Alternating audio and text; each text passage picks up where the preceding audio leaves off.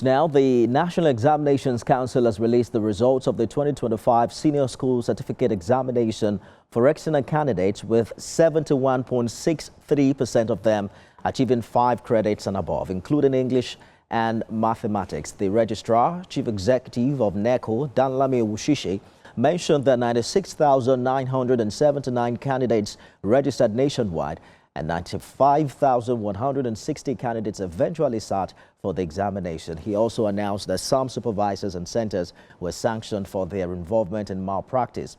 According to him, 2 supervisors from the Federal Capital Territory, 1 each from Kano and Lagos, were recommended for appropriate sanctions.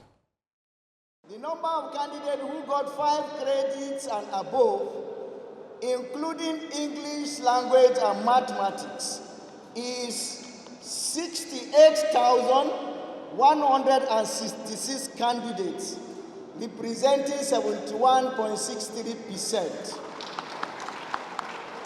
Also, 82,082 candidates, representing 86.26%, got 5 credits and above, irrespective of English language and mathematics. The number of candidates booked for various forms of malpractice is 9,016, as against 6,160 candidates in the year 2024.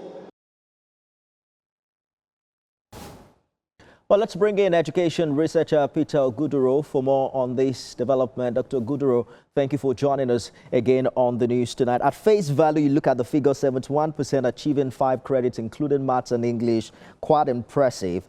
But as an education researcher, how confident are you, should Nigerians be rather, that this performance really reflects the quality of education within the walls of our schools?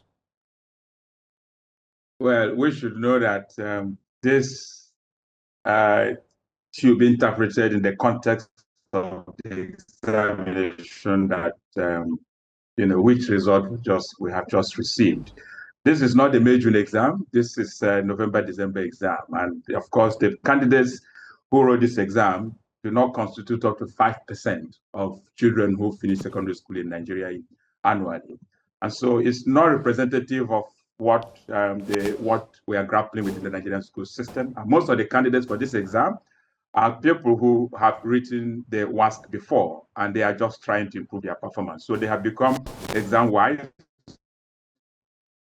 generally speaking, and we expect that they should do better.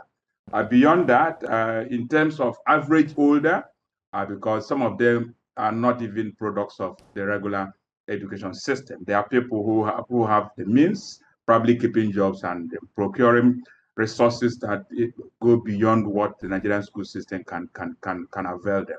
So this is not surprising, but again, don't forget that the registrar also called attention to the fact that as many as up to 9,000 candidates in this exam also indulge in examination malpractice. So even when it looks like this should give us reason to be happy, we should be very careful how we celebrate, because some of the people who cheated probably were not caught.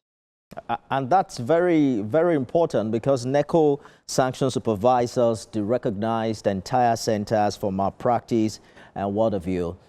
Precisely, how do we measure these instances as perhaps 1 in a million or a reflection of the entirety of the process? Do you think we have evolved in our metric system to be able to identify what's really happening?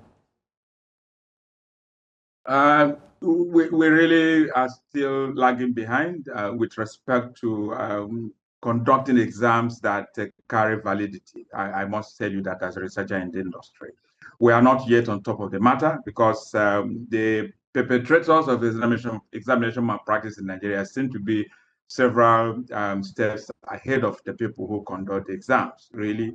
And that's something we should be worried about, because we are not policing the system adequately.